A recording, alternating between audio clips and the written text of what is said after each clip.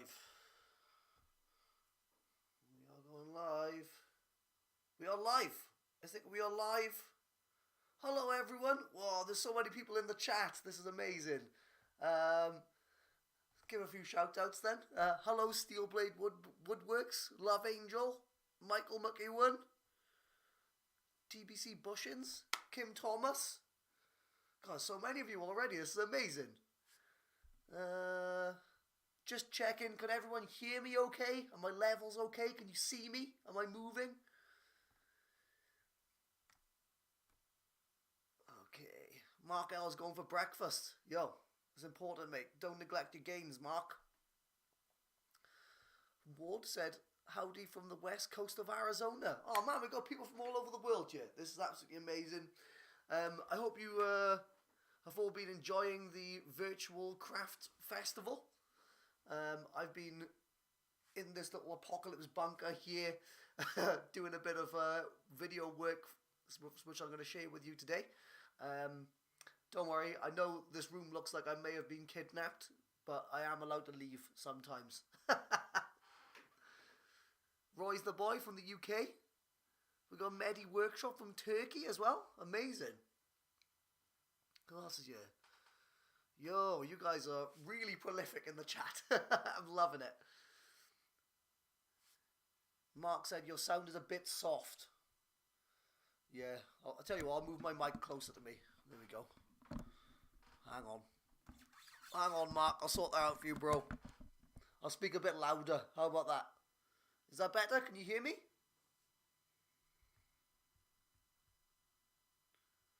Alright. Ah, and I've just frozen. Have I frozen?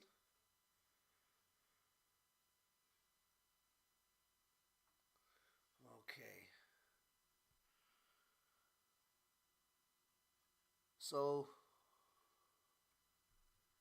sorry guys, just having a bit of technical difficulties here. There's a lot going on. Live streaming ain't easy.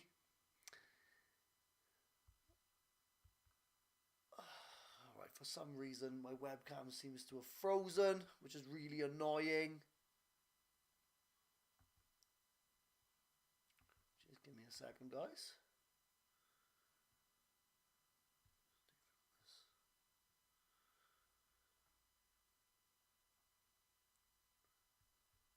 Alright, I think my webcam seems to have frozen for some ridiculous reason. But in the live stream today, I am going to be showing you a video of me making a beautiful hammered silver ring. So I know I've got a lot of wood turners here and some bladesmiths and stuff like that. So hopefully this will just give you a little insight into jewellery making. You know, it's always fun playing with blow torches and stuff. So hopefully I'll show you something a little bit different today. Let me just make sure that everything here is working okay. Please give me a second.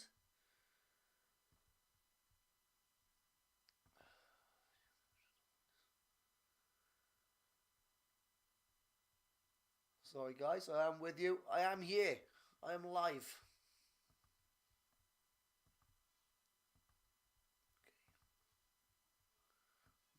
That frozen. Oh, I don't know. I don't know. For some reason, I am frozen.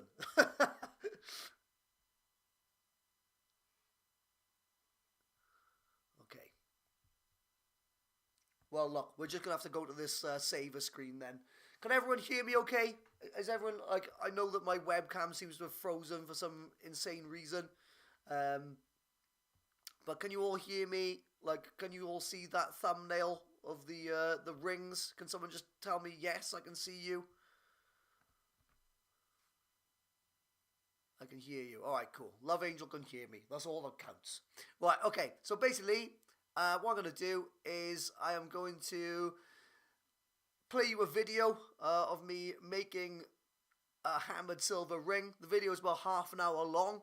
Hopefully in that time, I can fix whatever's up with this webcam, and then maybe do a few like questions and answers at the end. So if that sounds good, I'm going to get the video up ready to play. Again, thank you all so much for joining me. There are 44 viewers online, which is absolutely amazing. Thanks to Jamie Page as well for organising all of this. Absolutely wicked. Let me just open up this video.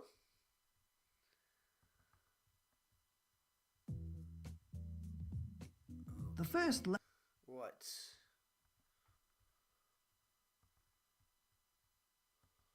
All right, guys. I'm gonna drag you guys onto my other screen as well. All right. Okay. So, hope you enjoy this, guys. This is making a hammered silver ring. Pretty nice, easy, simple process. And I hope you enjoy it. And I'll see you all in about half an hour for some questions and stuff. The first lesson in this class is very much about preparation. So to make rings with a nice hammered or fully polished finish, I like to work with 1 mil thick or 1.2 mil thick silver sheet. I think any thinner than this and they become a bit too flimsy, and any thicker becomes very difficult to work with. So 1 mil thick is my favorite. And the first job is to figure out exactly how much silver sheet you need to make the ring. To do this, I take a digital caliper and I measure the diameter on a ring mandrel of the ring size that I need to make. I normally like to go half a size under. So in this case, I want to make a size 9.5 ring. So I measure the diameter of a size 9. So I take the thickness of the metal, add the diameter of the ring size, and then multiply that by 3.143, or pi, as you might recognize from school. So in this case, it was 1 plus 19.16 times 3.143, and it gave me like 63.36 mil. And that's the total length I needed to cut from the sheet. So before I could cut the actual length from the sheet, I needed to set up my jeweler's saw. And I thought this might be useful to show you like how to put the blade in and what sawing is all about, basically. So to put the blade in, I mean, there's different strokes for different folks, really. I like to have my teeth of the blade facing downwards, but I just kind of secure them into the saw frame using the little turning knobs. You'll see here that initially the blade is quite slack, but on my saw frame then there's like a little lever that you pull over, and that tightens the blade up. So before any sawing commences, you want that blade to be nice and tight in the saw frame. So to prep the silver sheet for sawing, it's good to get it out nice and flat. But this silver sheet was semi-annealed, so it was very easy to kind of bend and manipulate. But I just needed to bend that out until it was completely flat before making a mark using my digital calipers to show how much to cut.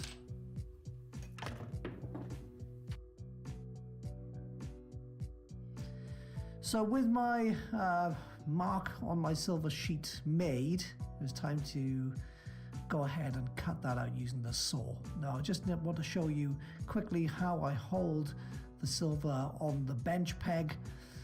So I kind of skewer in place with my thumb and then put my fingers in like a scissors shape over the bench peg, move all my fingers out of the way, and then take my index finger and kind of secure on the other side of the bench peg, and then grip it all down nice and tight, so that the silver stays in place while I saw. So this is just my technique of holding it in place. It works for me, but I encourage you to find your your own claw. For making rings, there's nothing really too complicated about the sawing. It's pretty much just sawing a straight line in this instance. So, I mean, it's quite tricky to get these jeweler's saws to get going initially. And you'll see that I had a few problems when I was filming this. But eventually I did get it going. And then it's just a simple matter of just taking it easy, just letting the saw do the work and just moving up and down. Moving your hand up and down in a consistent sawing motion and just keeping that blade at 90 degrees to the metal. So you can see that I actually cheated with this ring, as I like to get all of my silver sheet at the exact sort of width of the rings that I'm going to be making. So this is actually an 8mm wide silver sheet. And then you're just able to kind of cut out the length that you need without any further sawing, which just speeds things up a little. One of my favorite things about silversmithing is when you finish sawing and then you can take the plastic wrapper off your silver. So I recommend you really take your time and enjoy this bit because it's strangely satisfying. So I just thought I'd include that for your enjoyment. You are welcome. So after cutting my piece of silver, I noticed that my edges were a little bit wonky, and this is not ideal because when you solder both edges together, you want them to make a nice seamless seam. So in order to get that seam seamless, I took a couple of files and just filed down the edges of the silver that I just cut to kind of make sure that they'd be nice and flat and would sit together flush when it comes to kind of shaping and soldering the silver together. I hope that makes sense. It's probably easier for me to show you than explain it.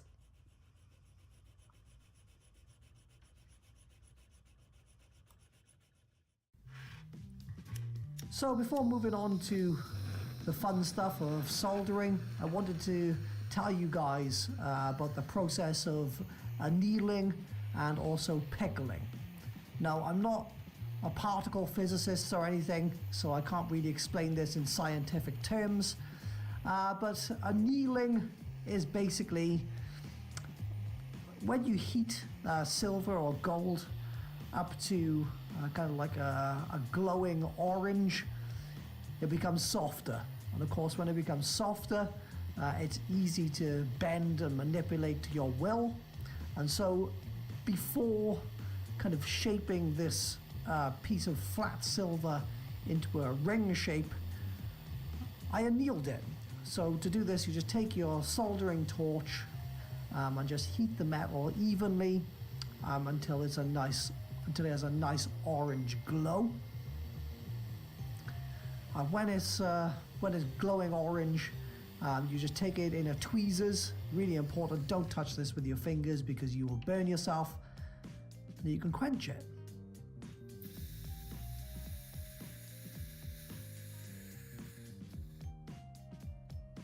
So that's annealing. Pretty much whenever you start hammering or kind of working your metal, it will become harder, and so you can anneal it as many times as you need to make it soft. Now after you have annealed or soldered silver, you'll notice that it kind of goes black and weird colors. This is oxidization, and basically to remove the oxidization you use a light chemical acid, which in the trade is called pickle. Now I use like a safety pickle, it's like non-toxic, and I just kind of filled up a little jar of hot water according to the instructions on the packet, and it's good to kind of keep your pickle warm, but it's pretty self-explanatory really. You put the oxidized metal into the pickle and the pickle will clean it off. So you can either do that with just warm water from the kettle in a glass jar, or what I like to do is make like kind of like a bain-marie in a crock pot that I got from eBay, which then helps to keep the pickle nice and warm, and of course it works better when it's warm. Now, I would recommend getting a better tweezers than mine for when you remove it from the pot, but pretty much you take it out of the pickle, which is an acid, and then put that into a baking soda solution, which is an alkaline, to neutralize it, and then you will see that your silver is nice and clean and ready to solder. So in this lesson, we're going to learn all about soldering rings, which can be intimidating, but hopefully this will demystify the whole process. So after annealing that lovely piece of silver, it's time to get it ready for soldering. Now, to do this, you need to get both ends of the piece of silver to meet up with each other, essentially. So what I like to do is take like a socket or a mandrel and kind of bend it into almost a Millennium Falcon style shape. And then I pinch the Millennium Falcon together with my fingers and just use a rawhide hammer to kind of hammer both ends down until they sort of like meet in the middle. So at this stage, it should look like a kind of like a D or a longbow kind of shape. And then to ensure that both edges of the silver meet up perfectly against each other, take a half round nose plier, and with the round bit on the inside of the ring, not to mar up the metal too bad, I kind of push one edge under the other and then prise them apart with my fingers, and then flip the ring over and kind of push the other side under and then prise them apart. And then you've got a lot of tension in the ring, which is kind of like holding both edges of the joint or the seam together nice and tightly. Now ideally you want as little kind of gaps or light shining through that seam as possible.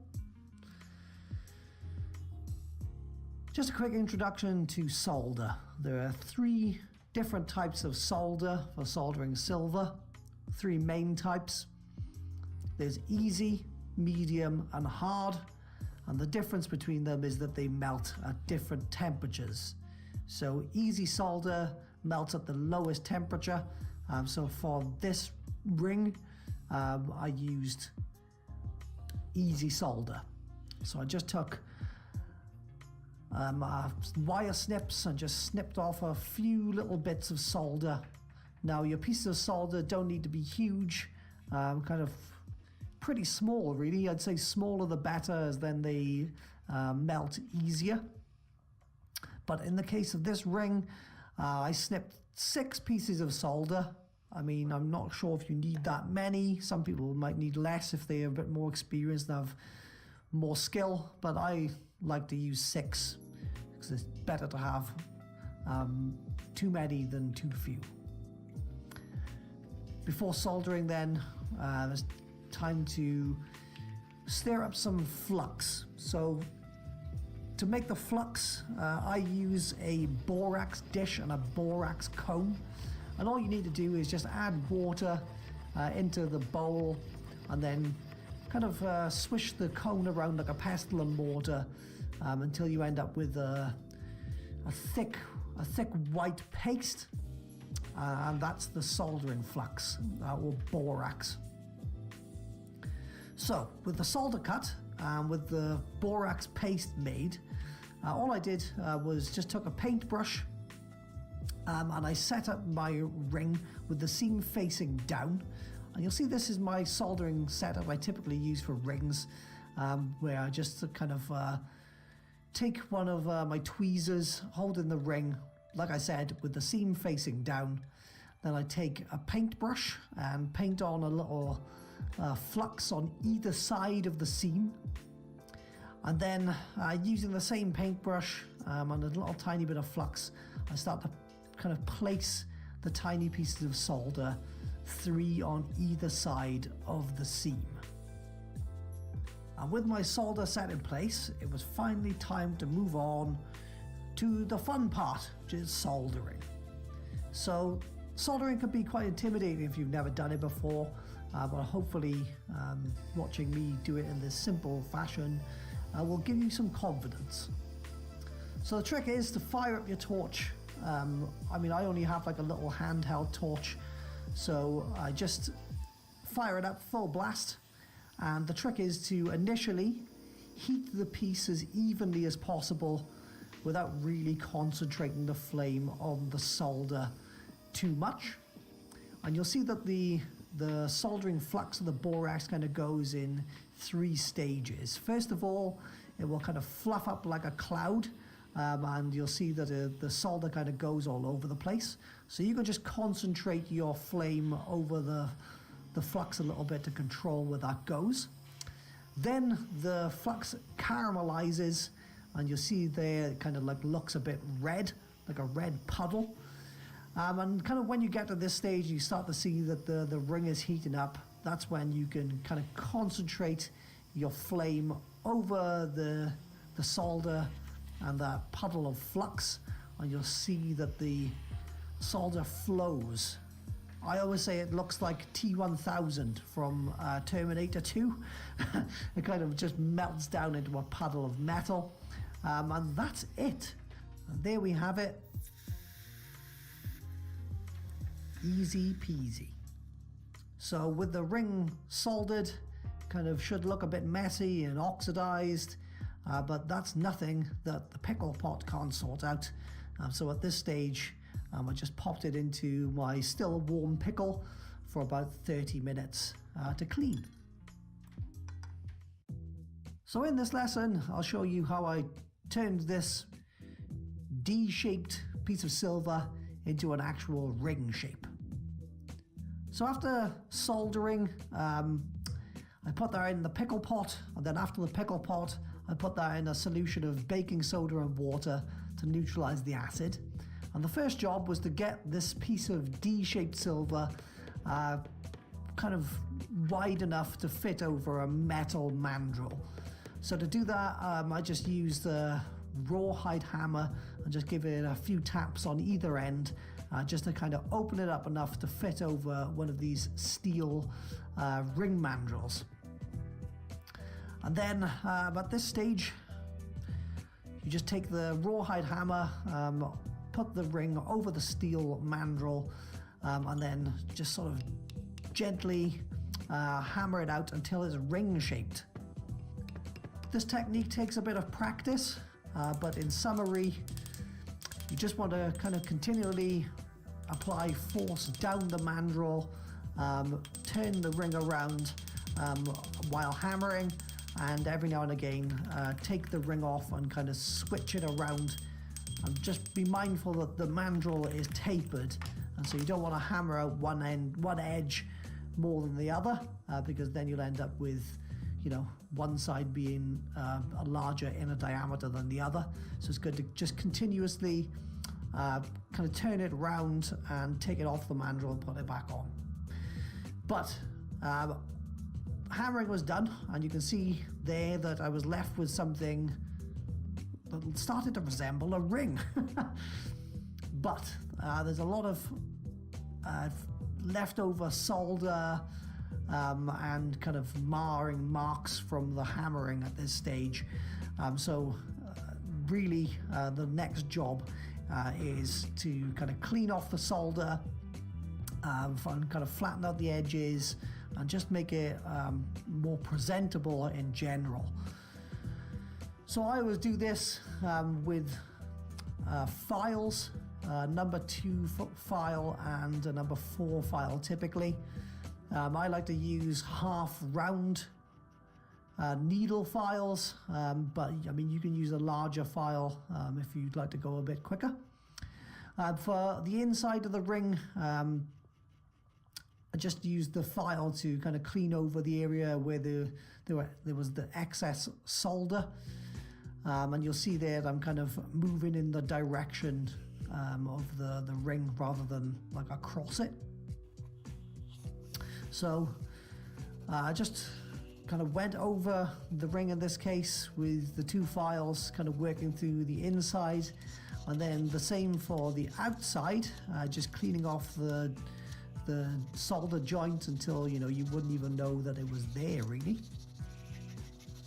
And then after a few minutes of cleanup with the files, I kind of did a bit of an inspection, and that was all looking good. But you'll see that I didn't quite get my silver lined up properly, so there was these kind of little ridges on either side of the ring. And so again, I just used my files just to kind of even those out, just really by any means necessary to kind of flatten them out, and just make sure that the ring looked seamless and presentable, whatever that may mean in your language.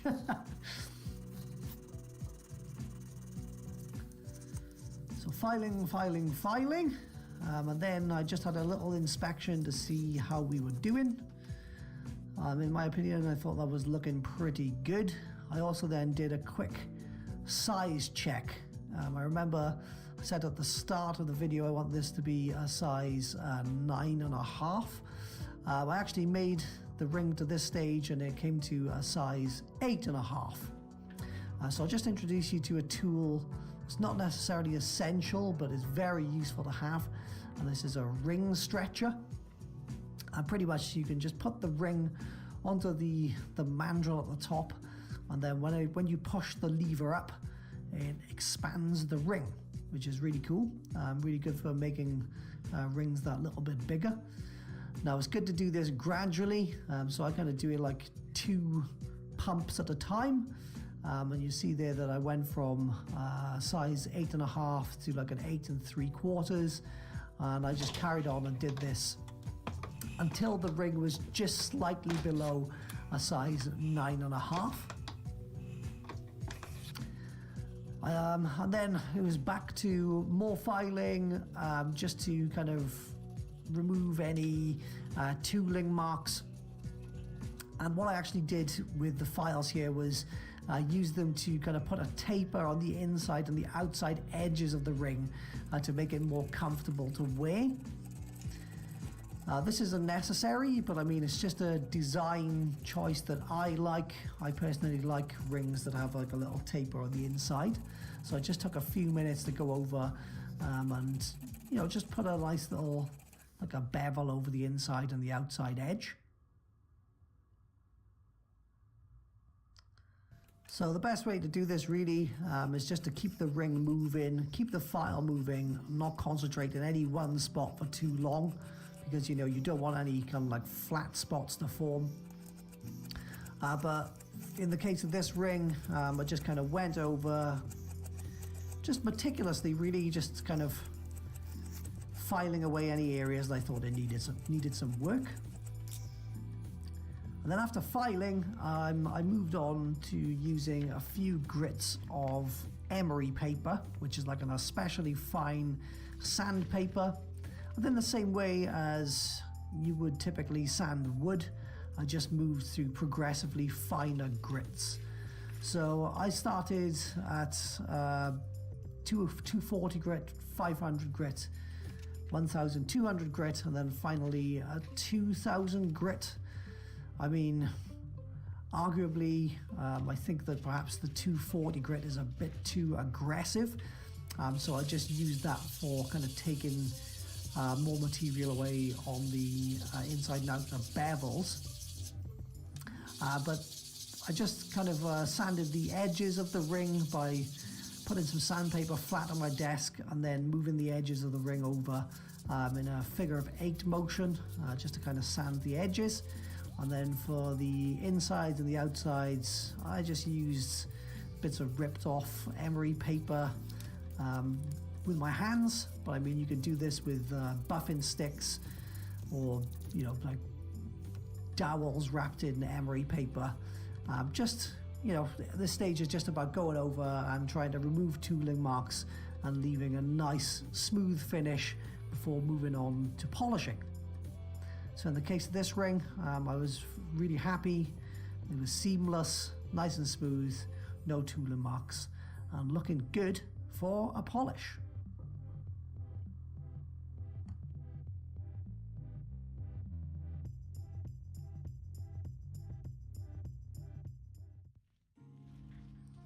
Okay, we're in the final stages of the tutorial now, where we'll cover making the ring nice and shiny or put in texture on there.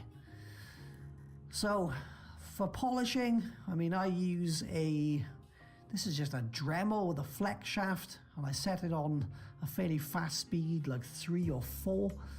Ideally, you'd get a better flex shaft than this, like one of the Fordom kind of pendant rotary tools. But I only have this for polishing, so I just use some felt polishing pads. And typically I use 2 polishing compounds. The first one I use is a brown compound, and this is known in the jewellery trade as Tripoli. This is quite abrasive. So I start with Tripoli, and I just kind of load up the polishing pad with the Tripoli, and then kind of work my way over the entire ring, inside, outside, both edges. And the trick really is to kind of keep the polishing wheel moving and not concentrate on any one spot for too long. And I mean, you could do this for as long as you like to kind of get the ring nice and shiny. Now, in between compounds, I like to clean the ring off with some like kitchen degreaser. And I mean, you could just do this entirely with degreaser, but I have an ultrasonic cleaner, as it's good to move on to the finer grit of the polishing compound when the ring is completely clean. So the ultrasonic cleaner kind of sends vibrations through a liquid, in this case water, which helps to kind of remove contaminants from surfaces. Science. So with all the contaminants removed from the surfaces of the ring, I moved on to the second polishing compound. I also changed the polishing head not to contaminate the finer polishing compound with the more abrasive one. The second compound is the red one, which is also known in the jewellery world as rouge. And I just used the same technique where I just whipped over the entire ring, inside, outside, both edges, and just kind of brought it to a nice, beautiful shine. Now, ideally, you'd want some kind of a dust extraction system going on, but for the purposes of filming, I had to just do it in my workshop. But you'll see there that came out beautifully. So after a good cleaning, you can literally just leave the ring there. It's just a highly polished ring. And you'll see some snazzy photos I took on my DSLR. So yeah, these on their own make really nice products that you can, list on your Etsy shop or whatever.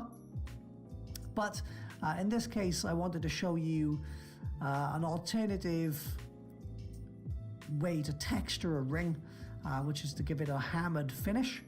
And so to give it a hammered finish, I actually use one of these ball peen hammers, which has like a rounded over peen on one edge. And I just put it onto the mandrel and just kind of give it a light tappy tap with the ball end of the hammer, and you'll see it kind of leaves like a nice dimpled finish. Kind of looks like lots of like little craters in the ring. So there's the little section, but what I generally do is just use that ball peen hammer to go around the entire outer circumference of the ring. Just remembering to kind of take the ring off and swap the edges around, because the hammering will enlarge the ring, and you don't want it to be larger on one side than the other due to the taper on the mandrel. So if you're going to make a hammered ring, it's definitely good to make it like a full size undersize in the first place to allow for expansion when you're hammering. But you see there, that's a gorgeous rustic looking finish on that hammered ring. I mean, it has marred up the inside of the ring slightly as well, so it's good to go over with a few more grits of emery paper and another polish just to clean it up. But that is the end of this tutorial. I hope that it has been helpful. And here are some snazzy pictures of the hammered rings. And you can do this with silver, and it also works for other precious metals, like all of the gold varieties. You can see in this example that I hammered it a bit harder in certain places to create like more of a dimpled look.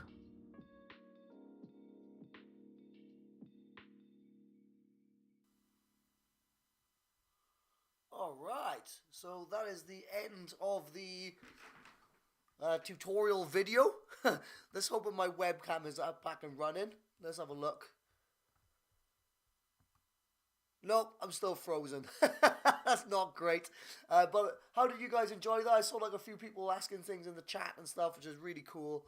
Sorry, I'm just going to go back to this thumbnail for a second. Let's see if I can use my secondary webcam so I can have a chat to you guys in a minute. Oh, why do these things always happen to me? Okay. Is that working? Yeah, we'll have to go to this awful webcam. Here we go. Oh, look at that. Looks like a potato. Oh, dear. Hang on. This. Goodness. What a mess. Oh, goodness. Here you go. I'll just put this nice picture of the rings there, just to distract you from the fact that this webcam is so awful looking. Come on. This is what happens when you don't have any technical expertise, guys. Right, so I can see the chat going off. I will be with you in a second. Hang on. Right, there we go. Let's just chuck those there for a minute. Oh, goodness. So I hope you all enjoyed that, dudes. I saw that there was quite a few of you on the stream, which is really nice and encouraging. So thank you very much for that. All right. I'm going to drag you guys over here.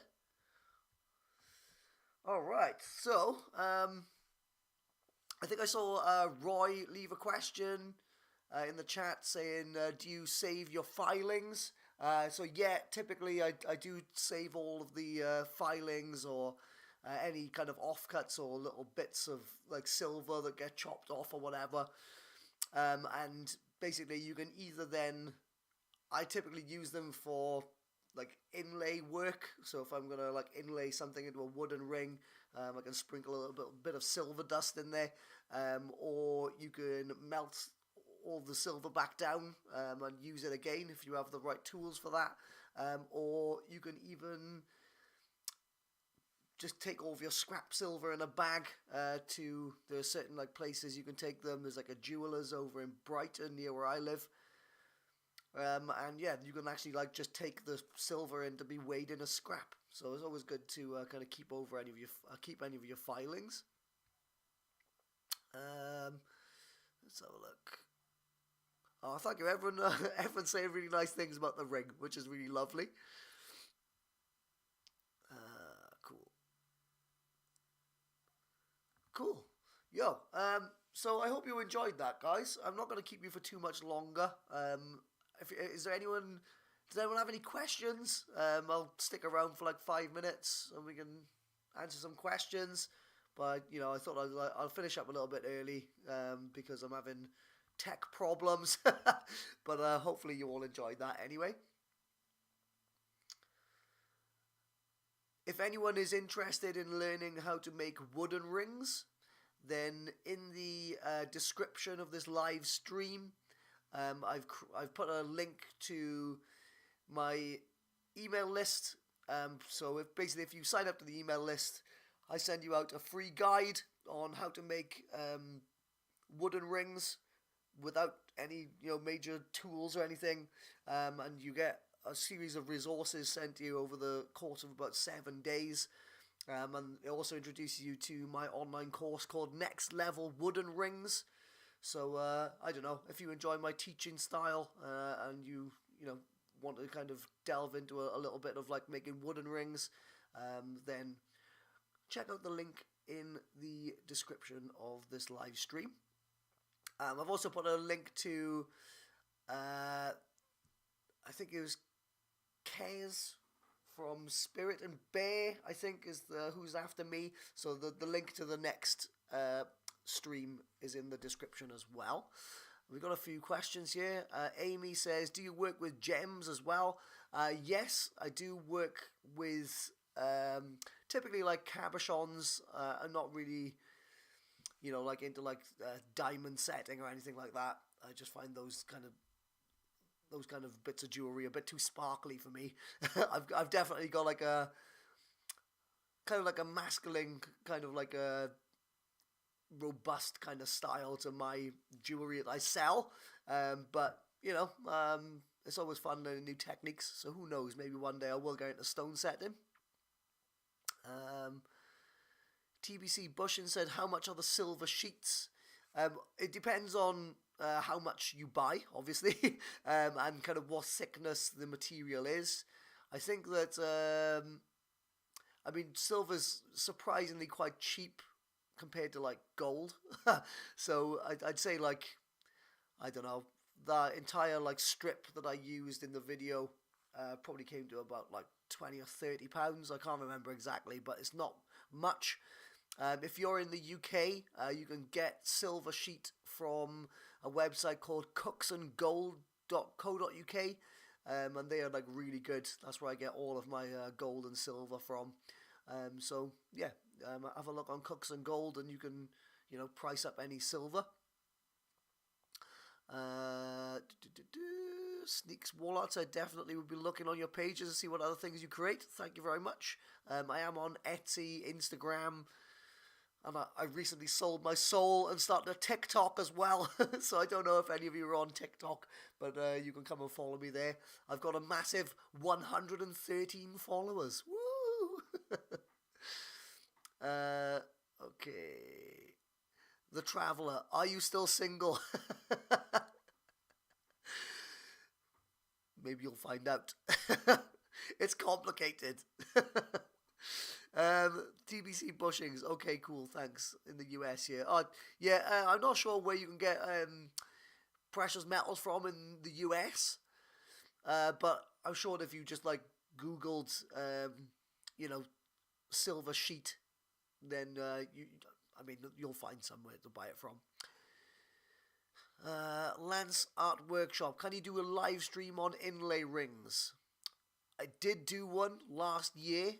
The last I was on this virtual craft festival. If I've set that live stream to private now, but you do get access to it if you join my email list. I send you a private link to watch that live, to rewatch that live stream. So if you're interested, yeah. Gamer Dad, I'm looking for a ring mandrel that will fit on a lathe. Any recommendations? Yes. Well, it depends what you're using it for. I would recommend going to ringsupplies.com, and you can find you can either get like expanding ring mandrels on there that you can typically clamp into the jaws of your chuck. Or JD over there actually does. He's got like a thing called a unimandrel, which is I've got on my metal lathe, and yeah, the unimandrel is absolutely amazing because it really eliminates the need for all of 5 different expanding mandrels, and it's just really quick. So yeah, go to ringsupplies.com and have a look. I'm sure you'll find something. Brad R, when working with different metals, inlays or braided together, how challenging is it if the metals have significantly different melting temperatures? I'll be honest, Brad, I don't really have any experience with that, so I couldn't possibly comment. Sorry, dude. You're probably, I'd imagine that, if you're soldering like silver, gold, and a bit of rose gold together, then it would be, you wouldn't want to be melting the metals. You'd be using like solder. So like the solder will have like a much lower melting temperature than like silver or gold. So it shouldn't really affect it too much. I think like you have to heat silver and gold up quite a lot to get it to melt. So yeah, I think it probably wouldn't be any kind of issue. Does it affect how malleable they are when you're heating them to bend and shape them together? Yes, when you heat up the metal, that's called annealing. Like I mentioned in the video, like I'm not a particle physicist, so I couldn't explain the science behind it. But yeah, when you heat up silver or gold to like a soft orange glow, it does become softer, which makes it more easy to manipulate and shape and hammer and everything. So hope that helps. Lisa, oh yeah, in the US you can start with Rio Grande, but there are many. Yeah, Rio Grande. Yeah, that seems like a pretty cool website to buy jewelry bits from, like, you know, silver, gold, etc.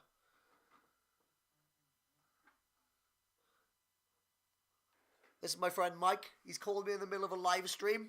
Say hello to everyone, Mike. Hi everyone. I'm so sorry. So yeah, I'm going to go over to Mikey's house for a barbecue now. So thank you very much, everyone, for joining me today. I'll speak to you in a bit, Mike. Thank you very much for joining me today. And I hope I don't know, you were entertained for half an hour. Hope you learned some stuff. You know, maybe some of you will fall down the jewelry making rabbit hole because of this. Who knows? Like I said, if you want to have a look at some more of my teaching materials, check the links in the description to my email list. And I think that the person on after me, let me just have a look. Let me just confirm who is after me. I'm pretty sure it was Spirit and Bear. I put the link in the description anyway to their stream. Let me just double check. That's who it is. Yeah, Kez O'Sullivan, Spirit and Bear. So yeah, go and check out Kez's stream after this. Thank you very much for joining me. I hope that you all have a fantastic Saturday evening. I'm going to go and get a few cans of Guinness and have a barbecue with my friend Mike and tell him off for calling me in the middle of my stream. So, thank you very much, guys. I'm sorry about the technical difficulties. Thank you to Jamie. Thank you to you lot. Have a lovely day. And don't do anything I wouldn't do. Doesn't leave you with a lot, to be honest.